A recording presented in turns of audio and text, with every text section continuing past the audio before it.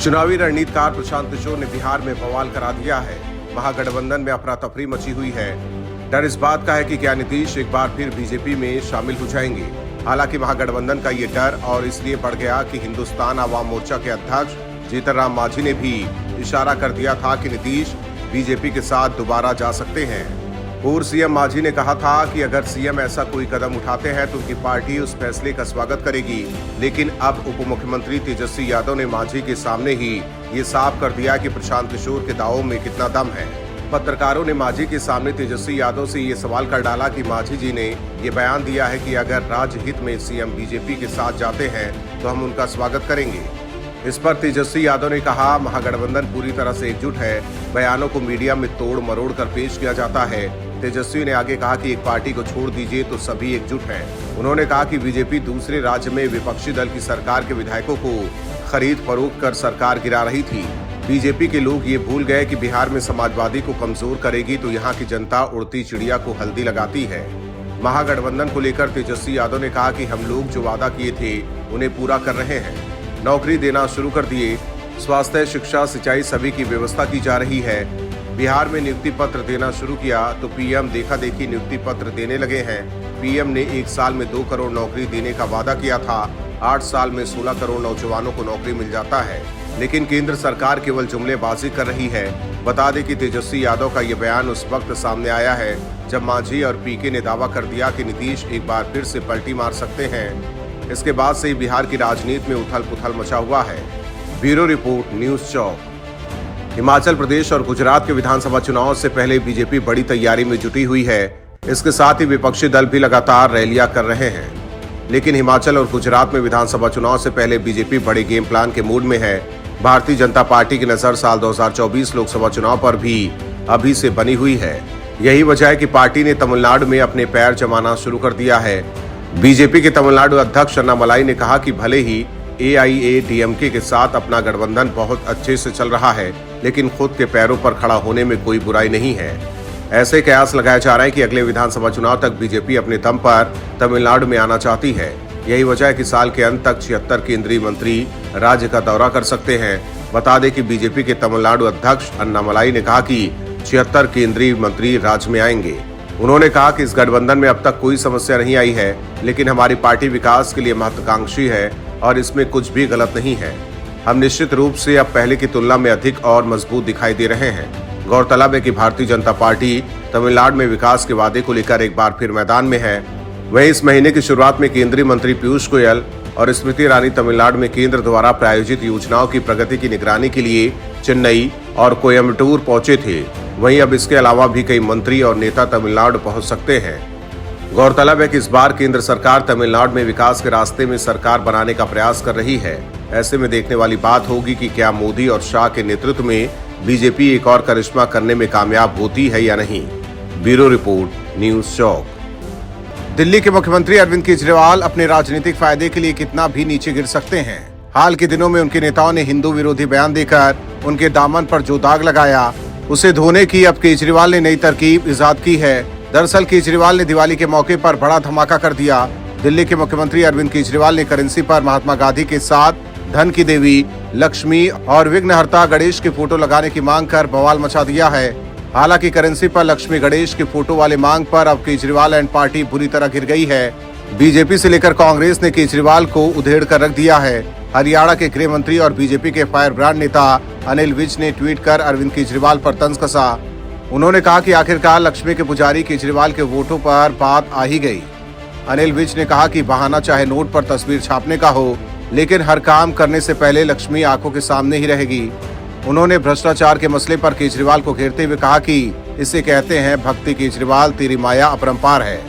अरविंद केजरीवाल की ओर से करेंसी पर महात्मा गांधी के साथ लक्ष्मी गणेश की तस्वीर छापने की मांग को लेकर जहां बीजेपी उन्हें घेरने में जुटी है, वहीं कांग्रेस ने भी केजरीवाल के खिलाफ मोर्चा खोल दिया है। कांग्रेस के नेता गौरव वल्लभ ने कहा है कि आम आदमी पार्टी के सभी निर्णय बीजेपी ही लेती है।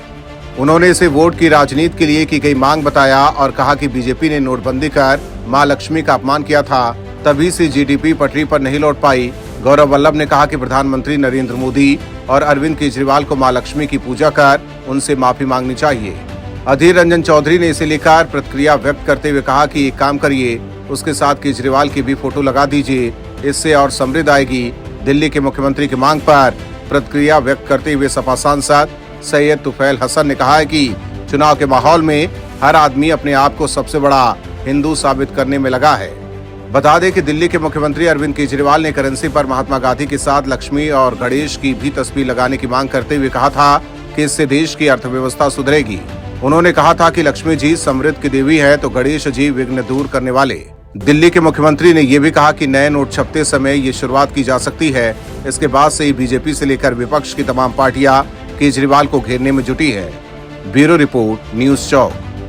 गुजरात विधानसभा चुनाव में बीजेपी के सामने आम आदमी पार्टी और कांग्रेस कहीं नहीं टिक रही है।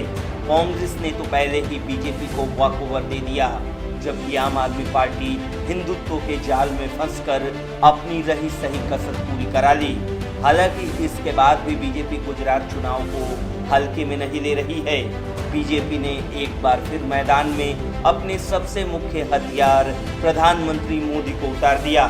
बात करें गुजरात की तो इसे बीजेपी की हिंदुत्व की राजनीति की प्रयोगशाला कहा जाता रहा है और पीएम मोदी इसके सबसे बड़े पोस्टर बॉय रहे हैं। बीजेपी बीते 27 सालों से सत्ता में है, जिसमें लगातार 3 बार मुख्यमंत्री नरेंद्र मोदी ही रहे हैं। गुजरात के चुनाव में हिंदुत्व के साथ साथ पटेल समीकरण भी हमेशा से ही मुख्य भूमिका निभाते रहे हैं, लेकिन इस बार बीजेपी ने अपनी रणनीति में भारी बदलाव किया। बीजेपी ने इस बार अपना पूरा फोकस प्रधानमंत्री मोदी के कामकाज पर किया गया और ये संदेश देने की कोशिश की जा रही है कि कोरोना के बावजूद भी राज्य में विकास कामों को रुकने नहीं दिया गया।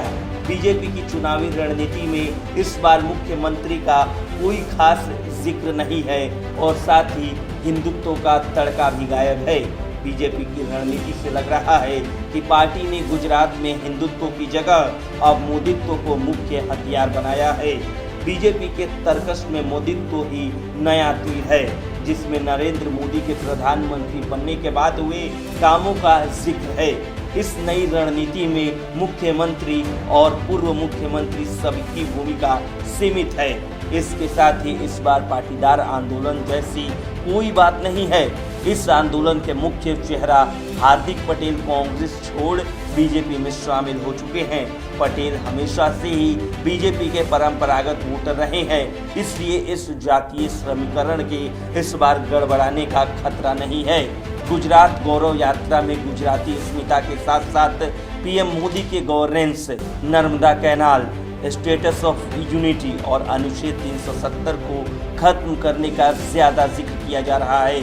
वहीं पीएम मोदी के अलावा केंद्रीय गृह मंत्री अमित शाह विधानसभा चुनाव के लिए भी फुल फॉर्म में नजर आ रहे हैं। आपको बता दें कि गुजरात में विधानसभा की कुल 182 सीटें हैं, जिनमें 40 सीटें आरक्षित हैं। इनमें 13 सीटें अनुसूचित जाति और अनुसूचित जनजाति के लिए 27 सीटें हैं। इन सीटों पर जीत हार तय करेगा कि सत्ता के सिंहासन पर कौन बैठेगा। साल 2017 के विधानसभा चुनाव की बात करें तब बीजेपी को 182 में से 99 सीटों पर ही जीत हासिल हुई थी। तब कांग्रेस को 77, भारतीय ट्राइबल पार्टी को 2, एनसीपी को 1 तो 3 सीटें निर्दलीय उम्मीदवार के खाते में गई थी। बीते विधानसभा चुनाव में उसके सामने कांग्रेस के अलावा कोई नहीं था, लेकिन इस बार आम आदमी पार्टी भी वहां अपनी धमक जमाने के लिए मैदान में है। इसके मद्देनजर बीजेपी ने आगामी चुनाव के लिए रणनीति में बदलाव किया है। ब्यूरो रिपोर्ट, न्यूज़ चौक। बिहार में महागठबंधन में दरार अब खुलकर सामने आ गई है। आरजेडी और जेडीयू के बीच सब कुछ ठीक नहीं चल रहा है। गोपालगंज और मोकामा सीट पर 3 नवंबर को होने वाले उपचुनाव से ठीक पहले महागठबंधन में बड़ी दरार देखने को मिल रही है। नीतीश कुमार ने साफ कर दिया है कि वो उपचुनाव में आरजेडी उम्मीदवार के लिए प्रचार नहीं करेंगे। यह आरजेडी और तेजस्वी यादव के लिए बड़ा झटका है। बता दें कि महागठबंधन सरकार बनने के बाद से नीतीश कुमार और तेजस्वी यादव लगातार ये संदेश देने की कोशिश कर रहे हैं कि महागठबंधन बिल्कुल एकजुट है।